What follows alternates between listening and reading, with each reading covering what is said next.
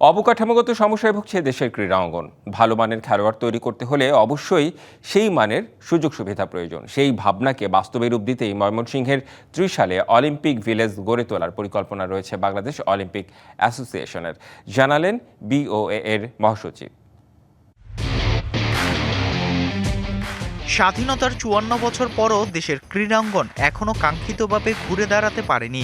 SA games, Commonwealth কিংবা Asian গেমসের মতো বড় মঞ্চে নিয়মিত অংশগ্রহণ থাকলেও সেটি খাতা কলমেই কেবল সীমাবদ্ধ। ক্রীড়াঙ্গনে এই স্থবিরতার পেছনে বড় ঘাটতি হিসাবে আধুনিক সুযোগ সুবিধা ও মানসম্মত প্রশিক্ষণের অভাবকেই দায়ী করছেন সংশ্লিষ্টরা। অধিকাংশ ফেডারেশন জেলা ও উপজেলা পর্যায়ে মাঠে প্রস্তুতি নিয়ে আন্তর্জাতিক আসরে অংশ নেয়, যা শেষ পর্যন্ত ব্যর্থতারই পুনরাবৃত্তি ঘটায়। তবে এবার সেই সমস্যা থেকে বেরিয়ে আসার পথ খুঁজছে দেশের ক্রীড়া প্রশাসন।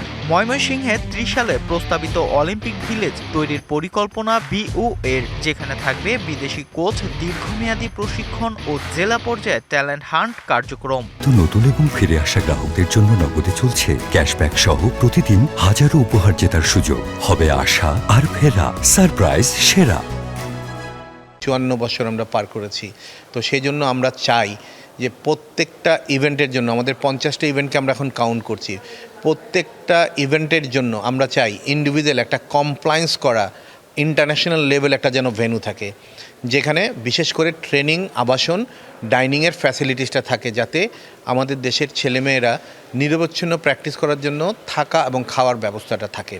যদিও ফেডারেশনগুলোর অর্থ বরাদ্দ দিয়ে থাকে যুব ও ক্রীড়া মন্ত্রণালয়, তবে তাদের পারফরমেন্স নজরদারিতে রাখবে বিওএ।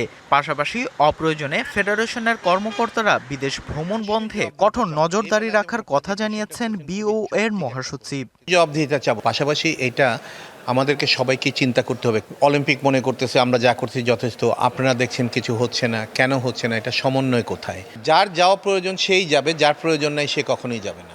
তার মতে পরিকল্পনাগুলো বাস্তবায়ন হলে আন্তর্জাতিক মঞ্চে পদক পাওয়ার সম্ভাবনা বাড়বে বাংলাদেশের। Fardin Saju, DBC news, Dhaka.